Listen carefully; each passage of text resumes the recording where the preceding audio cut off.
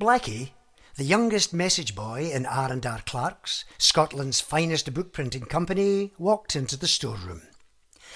He caught the cat's piss stench of naphthalene, the dry odour of the ancient dust on the shelves, and the fumes from the sticky black printing ink on the hand press. In the middle of the large room stood tall wooden racks. They were filled with filthy brown paper parcels tied up with string, and looked like they had lain there forever. His curiosity soon got the better of him. He picked up a parcel and shook it. "What's in these parcels, Sam?" Sam Hamilton was the boss of the storeroom and in charge of the pre-apprentices who were starting off their printing careers as message boys. "Furniture," he said softly. Sam was more like a mother to the boys than a father. "Furniture? What do you mean "Not tables and chairs, you wee idiot," Sam laughed. "Spacing. Furniture for old jobs we might print again some day." To Blackie that seemed unlikely, but what would he know? He shrugged. The storeroom walls were covered with racks of tiny metal drawers, row upon row, reaching all the way from floor to ceiling. He pulled one out to see what was inside. Strange letters made of lead. One was a bit like a capital B, only squashed a bit. He tried another. The letter N. But these had a wavy line above them. He pulled out the next one. Now, these he knew. Letter C's, with a comma underneath. He pocketed some to show his mum. "Hey, hands off the sorts." Sam had spotted him. "Sorts? What do you mean, sorts?" "Bits of type. Sorts. You know the saying, 'I'm out of sorts today.' Well, that's where it comes from. They're in all different sizes. You'll get diamond, ruby, nonpareil, bourgeois, brevier, long primer, small pica, and that, you know." "Eh?" Sam sighed. "You'll have to learn them all soon enough. And these newfangled point sizes, nonpareil is 6 point. Well, near enough anyway." Then he pointed at the other message boys. "Sit yourself down on the bench beside that lot, and when that bell up on the wall rings, that'll be the gaffer wanting you to run a message." Wednesday afternoon, and Blackie was third in line on the bench with the other 4 message boys, waiting for the bell to ring. When there was no work to do in the storeroom, the boys got to sit on the bench and wait for the bell. Blackie had run quite a few messages that day already.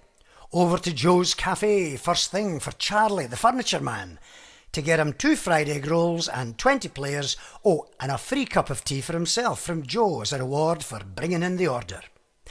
Off to the local sawmill with Collins, rattling down the street in the barrow, and back again, slowly pulling a huge sack of sawdust for spreading on the case room floor. Then up to Edinburgh's posh Newtown, to Bailey and Gifford's office, to deliver a parcel of printed forms. Then sent back again by Sam to get a signature in the delivery book he'd forgotten. Nothing too demanding. But the bell finally stopped ringing, and Sam found some tasks in the storeroom for the message boys. He gave Blackie some chases to clean. Blackie, his fair hair combed up in a shiny brill-creamed wave, called out, "Sam, how clean do I have to make these chases?" He'd been scrubbing rust and dried printing ink off the cold steel bars with emery paper soaked in naphthalene for at least an hour, but it seemed much longer. His back was sore and his fingers were red raw, and the naphthalene fumes were making him dizzy.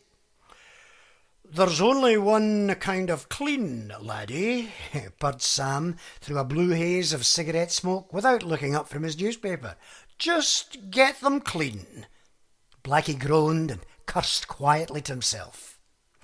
Sallow, skinny Lucas slouched on the bench, reading a paper. He glanced up at the bell on the wall.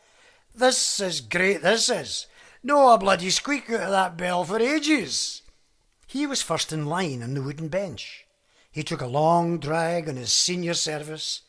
He'd been first in line on the bench for half an hour or more, engrossed in the report on the Hibs versus Rangers game. "Jammy bastard you, I've been run off my feet all day," moaned Murray, whose big brother also worked in Clark's. "I'm knackered. That bastard Morton sent me away down to M&G's to get type twice the day already." "Maybe Morton fell off his perch and hit his baldy head off the desk or something," said Collins, sitting number 2 on the bench. "Maybe he's lying there unconscious on the floor, bleeding to death." Collins, a compact youth, was the son of Davy, the case-room pressman. Murdoch, the fourth in line, gave Collins a long, cool look. "I think perhaps it would take more than a crack in the head to penetrate that thick skull of his," he said. He hated Morton, ever since Morton caught him fast asleep on top of a pallet of paper in the Perth Street paper store. Pratt, a gangly third-year apprentice with a red face full of boiling acne, was busy lifting batches of oily leads from one of the bowls in the middle of the storeroom. He whispered, "Ya bloody headcase! Per bloody haps you should just speak a bit louder. Fowler's standing just outside the door, and per bloody haps he'll march you up in front of Morton just for your cheek. He's sitting up in his box as usual and looking like he's about to explode."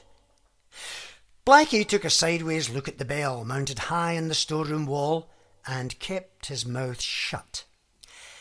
It was operated from a push button on Morton's desk in his box in the case room. About half an hour before, Blackie had sellotaped the clapper tight against the bell. Just another of his little jokes. Surprisingly, he had not yet acquired the maturity that would engender a degree of caution where practical jokes were concerned. "Hey, Charlie, you're out of 24M thicks and Cadell's needing a stack," Pratt shouted over his shoulder to the furniture man and brushed past Fowler, the deputy foreman, on his way out the storeroom door into Clark's busy case room. The older compositors liked to boast about Clark's reputation as Scotland's top quality printers.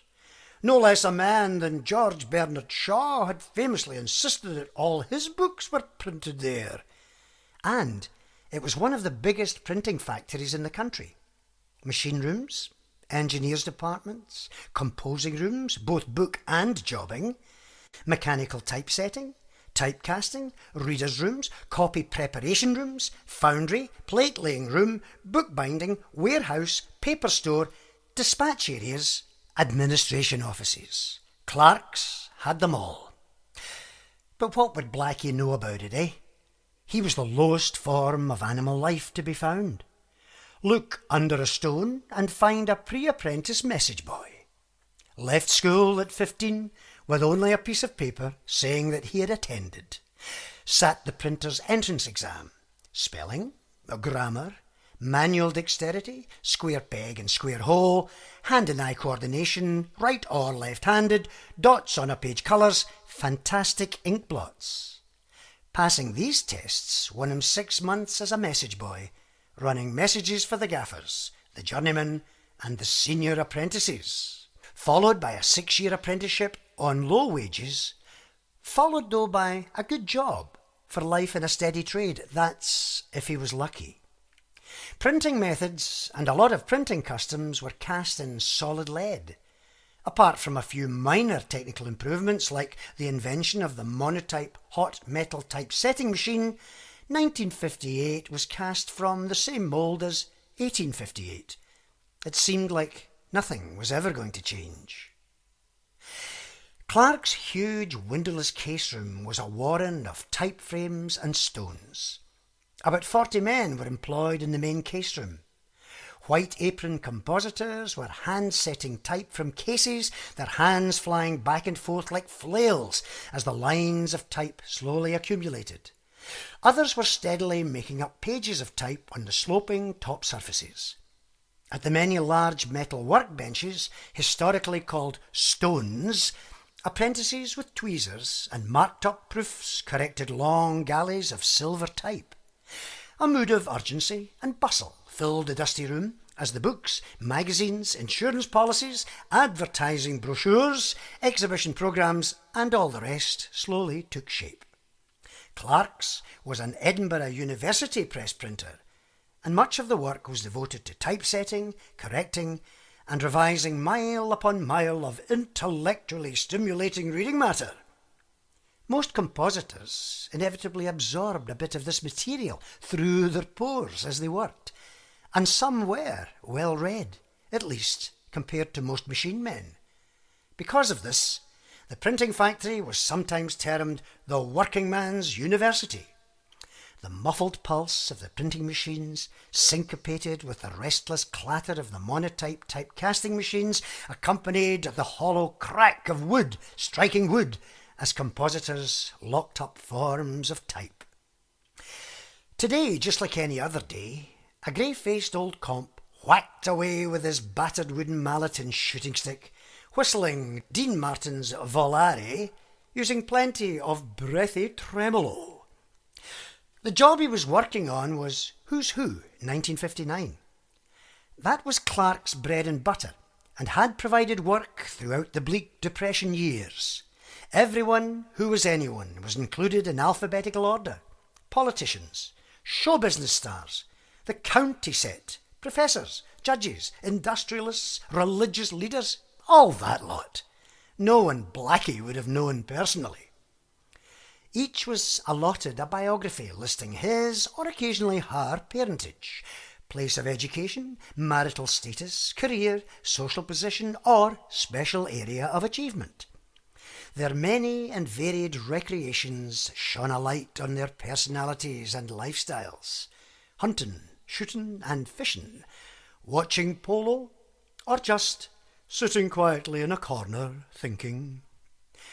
When they died, the more important ones were tied up securely with page cord, parcelled up tightly in surplus printed paper sheets, labelled, listed and taken to the Perth Street store to lie in state gathering dust, waiting to be exhumed every 10 years and republished as entries in Who Was Who.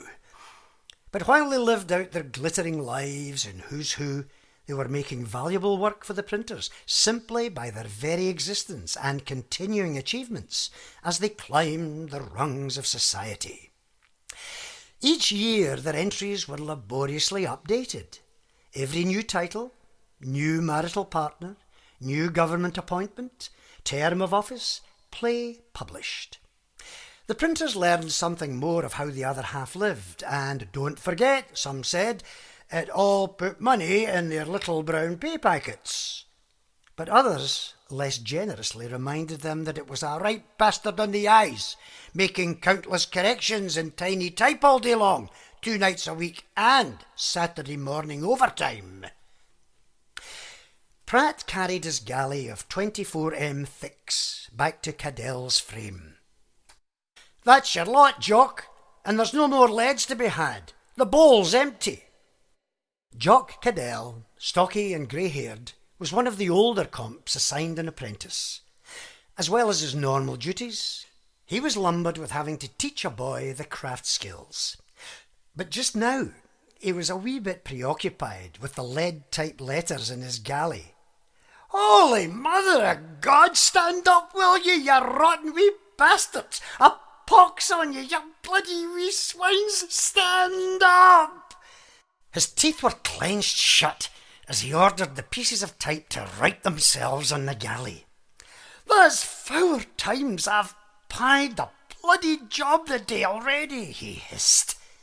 His cunning fingers scrabbled about in the tiny disaster area of scrambled type, and after a few minutes and a deluge of fearsome oaths, the letters stood up in neat rows like they knew what was good for them.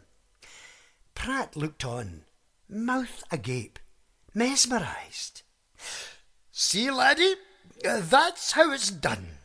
All you need is patience." Cadell dribbled some naphthalene from a conical can onto the type to make it cling together.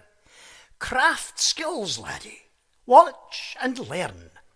Now away to the casters and order me some more leads, okay? Pratt shambled off, stopping at Munro's frame to pull a galley half out of a rack, revealing a traveller's chess set. He moved his only remaining bishop forward 1 square. Most of the comps competed in a furtive chess tournament, properly handicapped to give the novices a chance. "Get out of that, Munro," he said, "and now take your time. I've got all day." Munro ignored the challenge. He and the brat, second-year apprentices, had other games to play. Each had placed a wooden coin, a little wedge used by the compositors to tighten up the pages of type, in a carefully chosen position on the floor in the passageway. And now they watched the distant door of the reader's room, quivering like terriers watching a rabbit. Munro and the brat were later to become famous amongst the younger apprentices for different reasons. Munro for setting fire to his granny's newspaper, and the brat for fainting. Munro's granny collected her old age pension on Tuesdays, the day he always somehow managed to give her a visit to tap her for some fag and beer money. But one Tuesday she'd been too engrossed in her Edinburgh Evening News to bother with his wheedling. Out had come his battered Zippo, and up had gone the paper, or so they said. The brat, on the other hand, was persuaded by Davy Collins that he should join the Masons for the many attractive social and financial benefits. When he was being sworn to secrecy, and the ceremonial dagger was pressed against his bare breast to reinforce the terrible gravity of his promises, he had gone down like a sack of Pentland Crown tatties. Too emotional. Might have had something to do with him being a Roman Catholic, they said. The 2 terriers were still watching the distant door. "Double or quits the day, brat," taunted Munro. "2 bob you owe me from yesterday, mind. I'm out of fag money." He checked the time on the wall clock. Yes, you're on, you greedy shit. "Watch it, he's coming." The brat grabbed Munro's elbow and pulled him down behind the frame, out of sight. The door slowly opened, and out strode Donald, a proofreader, a tall, balding man in voluminous corduroy trousers, his right arm swinging hinge-like from the elbow, a disability rumoured to be the result of some heroic war wound. 2 pairs of bulging terrier's eyes followed his steady progress as he headed down the case room towards the bogs for his regular afternoon pee. In passing, he gave Munro's coin a mighty kick. It went ricocheting up the case room. He strode on. The brat's coin still lay where he had placed it. Munro pocketed the brat's 4 shillings with a greedy giggle. "Same time the morn, brat?" "You little rat! You're at it, somehow. You and Donald." Are you bastards in this together?" "You'd better no be." "Anyway, listen, I've got a better idea. It's just a slight variation on the same theme. Tomorrow, same place, same time, right?" In the storeroom, the message boys were whiling away the lazy afternoon with a game of 3-card brag. Sam was reading his paper and drinking tea. "Who's shy?" Lucas shuffled the ancient pack and dealt 5 hands on the top of the lead rack in the middle of the room. Murray tossed a halfpenny into the kitty. "These cards feel like a pile of old newspapers, and they're probably marked too," he moaned, squinting at his hand. "A pair of kings." "I'll go one." His penny hit the kitty with a clunk, just as Munro walked in, jingling his winnings. "Right, you wasters! Who's going over to Joe's to get me 20 woodbine?" "Woodbine? I'll give you 20 bloody woodbine!" roared Morton into Munro's left ear, making him take a little leap into the air. He had followed Munro as he entered the storeroom. The cards and kitty were disappearing into pockets and into lead bowls, but not quite fast enough. Morton's puffy face purpled as he grabbed a handful of cards and waved them at the startled message boys. His livid, mad eyes were darting everywhere. "And you lot are all for the high jump," he screamed. "No wonder I couldn't get a bloody laddie to answer the bell. You're all too bloody busy gambling." Sam was riveted to his chair, too stunned even to hide his newspaper. Morton gave him a look to turn milk sour. Murdoch stepped forward, the bold spokesman. "I can assure you, Mr. Morton, that bell hasn't rung since 2 o'clock, not once." "What do you take me for, an idiot? Bloody insolence," spat Morton. "I'm no bloody daft. I've rung that bell till I'm a bit blue in the face, and you've all bloody ignored it." His fat finger pointed at the bell. Then he spotted the sellotape on the clapper and froze solid. "What the he spluttered. He rushed up to the bell for a better look. "And what smart Alec did that?" he shouted, bright spittle spraying out across the room. The card players were struck dumb. 6 blocks of stone. Blackie had gone the colour of lead. "Right, out here in front of me, the lot of you, so I can get a good look at your sleeked faces. I'll get to the bottom of this." Morton's beady eyes were polished ball bearings, glinting with rage. "Now, I want the clever laddies who taped that bell to speak up."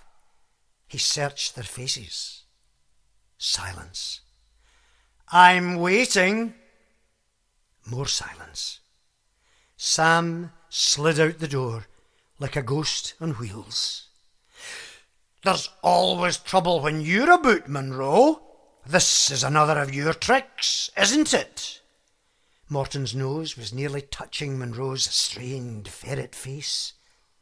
The dull, distant rhythm of the printing machines slowed and ground to a halt. "Speak up, son, or I'll take that as a yes." Munro stayed silent and later took his punishment.